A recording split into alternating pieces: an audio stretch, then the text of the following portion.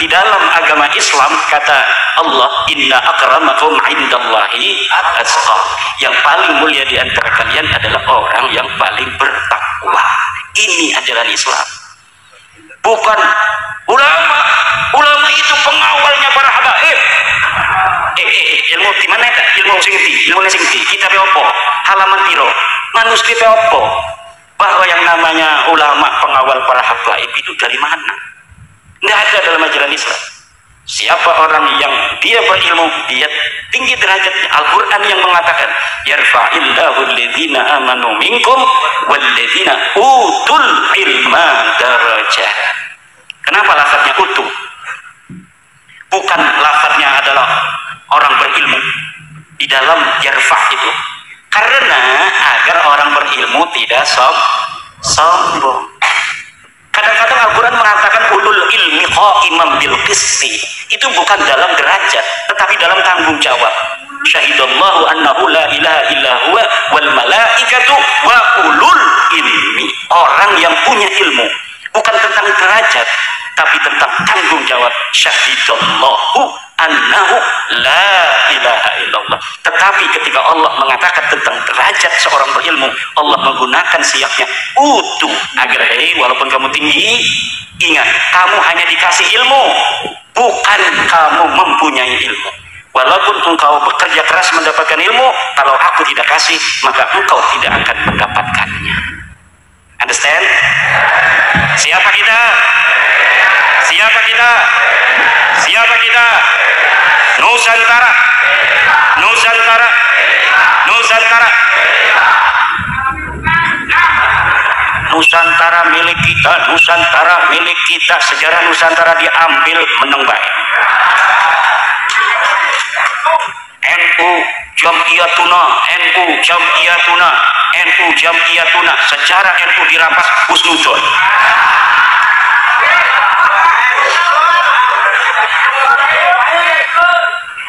Harus jelas, harus jelas. Kalau kita cinta Nusantara, jaga Nusantara ini, betul. Kalau kita cinta NU, jaga sejarah NU, betul. Wali Songo adalah penyebar agama Islam, dilembagakan oleh Jamiyatuna Al-Mahbubah. Siapa itu Wali Songo? Orang-orang yang mengajarkan Islam dengan cinta dan kasih sayang. Kenapa kita mengenal adanya langgam Jawa Al-Quran? Karena Wali Songo mengajarkan itu. Di kampung saya masih ada, udah baru meninggal setahun atau 2 tahun yang lalu, imam yang pasti pakai langgam Jawa. Bismillahirrahmanirrahim. Alhamdulillahi rabbil alamin. Ar-Rahmanirrahim. Tapi dia enak, saya nggak enak. Enak nggak? Bohong, ini pemalsu sejarah ini. Yughayyirunal kalima an mawadihi. Nggak enak dibilang enak aja karena ewo pakai ewo. Banyak orang yang hari ini kayak bapak-bapak ini ewo pakai ewo, udah nyata-nyata turunan palsu ewo pakai ewo. Husnuzon aja. Kenapa nggak enak? Kan kita orang Jawa ya. Orang Jawa itu memang banyak nggak enaknya sama orang. Ada tamu lama, kita mau ngapa-ngapain susah. Tapi orang Jawa itu akhlaknya kayak Rasulullah. Rasulullah banyak pekerjaan, ada tamu banyak begitu, nggak berani ngusir Rasulullah itu. Sampai turun ayat Al-Quran yang ngusir tamu-tamu itu. Kamu sama Rasulullah jangan begitu, dia itu orang pemalu, akhlaknya tinggi. Walaupun hatinya udah nggak enak, nggak bakal ngusir orang. Betul apa tidak? Nah, kita yang harus punya rasa. Tepos liro itu ajaran Sunan Kudus. Lah, ada dulu Menteri Lukman Hakim Saifuddin ngundang qori dari Jawa, suruh baca Al-Quran dalam sebuah acara di istana apa di mana ya? Istana, pakai langgam Jawa. Itu sama Habib ini dituduh sebagai sinkritisme Islam. Kafir, saudara. Ini menghina Quran, saudara. PKI ini, saudara. Menterinya PKI ini Abdul Khalik ngapain sih begini-begini? Ini yang sekarang gak berani. Coba nih, ada YouTube-nya kan? Berani kagak itu? Para Bahlawi ngomong bahwa langgam Jawa ini kafir, langgam Jawa PKI. Gak bakal berani, ayo nama. nggak bakal berani.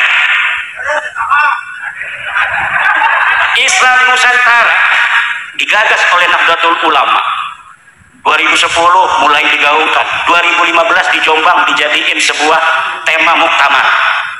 Islam Nusantara dihajar oleh mereka baklawi-baklawi.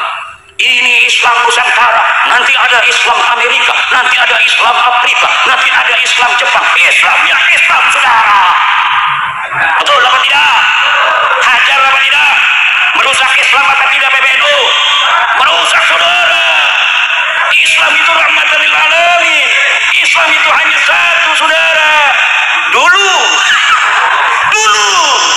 Sekarang ada nggak para balawi yang berani menyinggung Islam Nusantara? Semenjak Pak Nasab ini tidak akan pernah ada.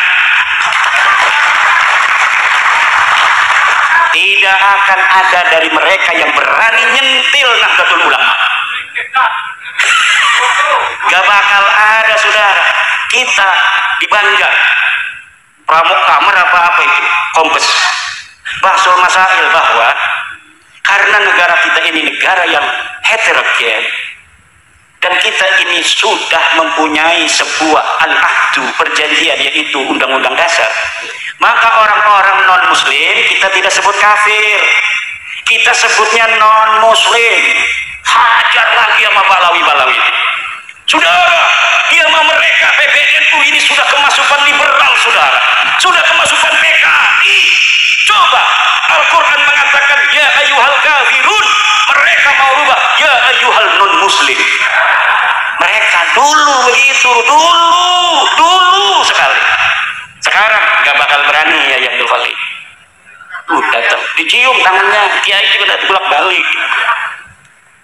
Dulu kita 2021 kemarin membuat sebuah tema fikih peradaban. Ini baru kemarin loh, dihajar lagi ketum. Ini fikih peradaban ini apa maksudnya, saudara? Apa maksudnya, saudara? Fikih itu memang beradab, saudara. Dia nggak tahu apa makna fikih peradaban, udah komentar. Kan peradaban disangkain adab ya. Beradab dengan berperadaban itu berbeda, saudara. Tapi tetap mereka itu inginnya adalah NU ini tidak boleh sepi dari cacian dan kritikan mereka. Seakan-akan mereka itu lebih hebat dari ulama Nahdlatul Ulama.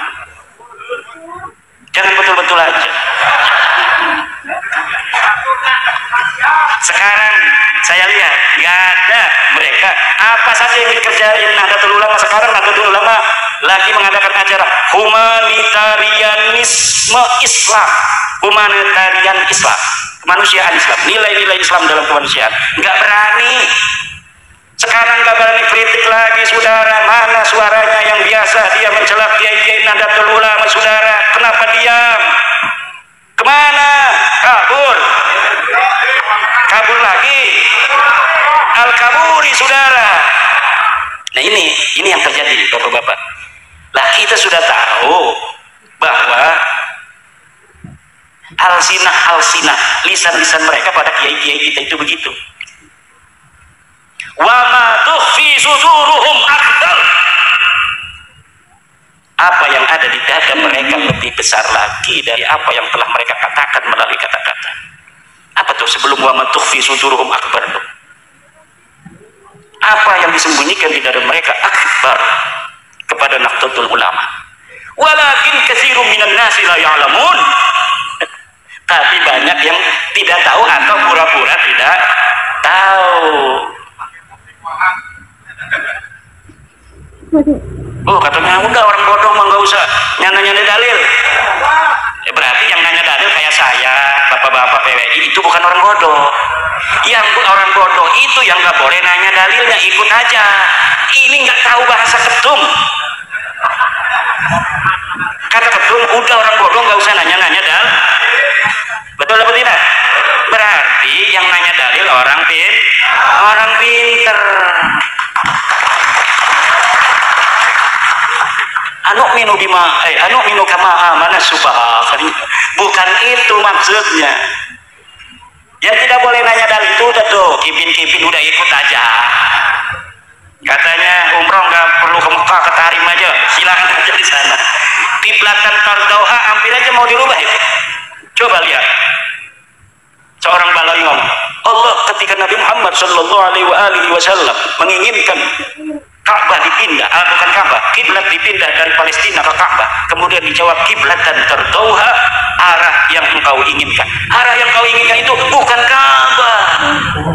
Maksudnya kata kayaknya sebenarnya matarin, tapi nggak ngomong.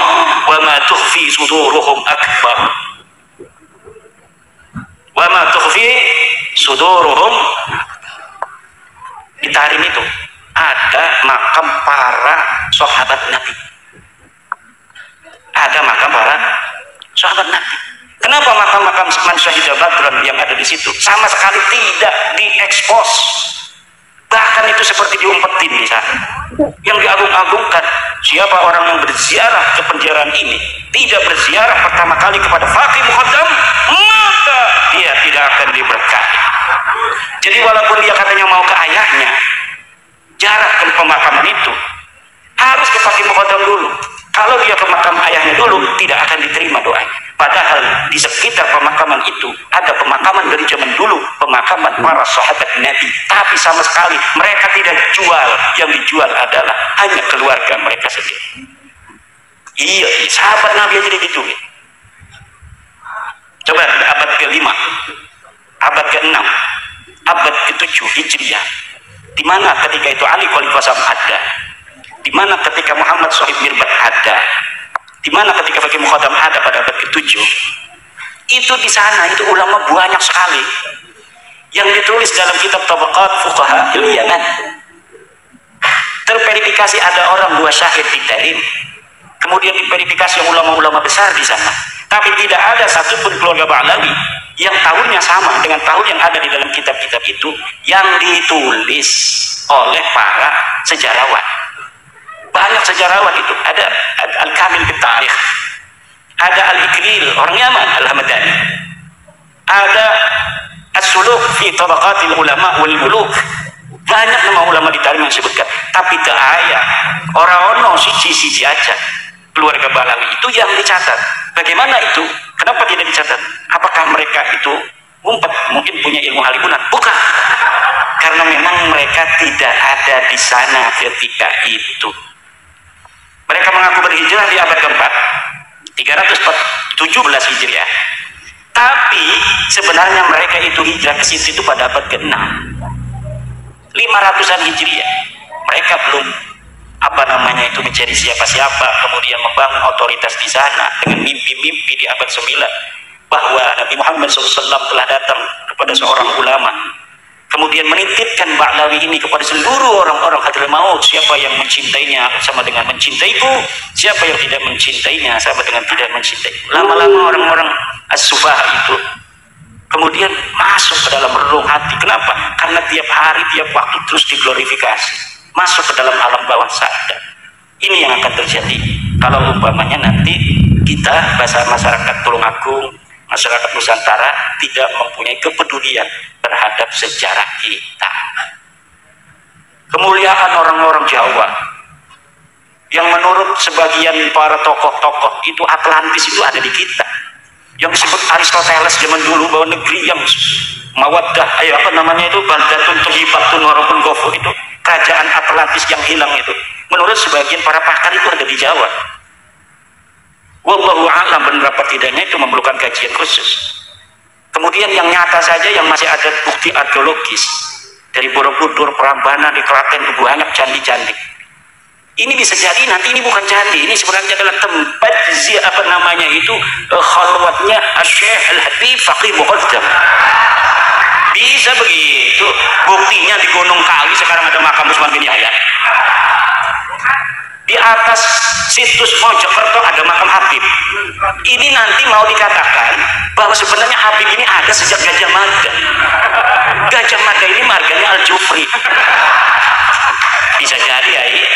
Lah buktinya mereka sudah pinter bikin makam di atas situs Mojokerto. Coba lihat itu, ada 2 makam Habib di situs Mojokerto. Berarti ini para habaib sejak Majapahit sudah ada di sini. Salah itu para sejarawan. Profesor Dr. Jajat Burhanuddin, kemudian siapa lagi itu, Profesor Azumar di Azra yang mengatakan bahwa mereka datang 1880 secara masif, walaupun sebelumnya ada beberapa, tapi masifnya itu 1880 sampai 1942-43 sebelum kedatangan Jepang. Ini nanti akan berubah bahwa sebenarnya mereka ini datang ketika Gajah Mada itu sumpah palapa. Gajah Mada itu markanya Al-Jufri, hayam hurufnya Bakbud. Bisa jadi ya ini. Terus sekarang Pangeran Diponegoro 4 ya pangkat ininya marganya. Kata keluarga Bakbud, Bakbud. Bahkan yang ngomong bukan hanya kayak Bahar Smith yang ke sekolah, yang ke mondok. Profesor itu yang waktu di Rabi Talawiyah, seorang profesor perempuan itu ngomong yang sama, bahwa ada upaya membelokkan sejarah Pangeran Diponegoro, kata dia. Pangeran Diponegoro itu dulunya mancung, sekarang ini katanya dilukis seperti pesek. Ini kan penghinaan, bahwa kata orang Jawa itu pesek, padahal kan iya.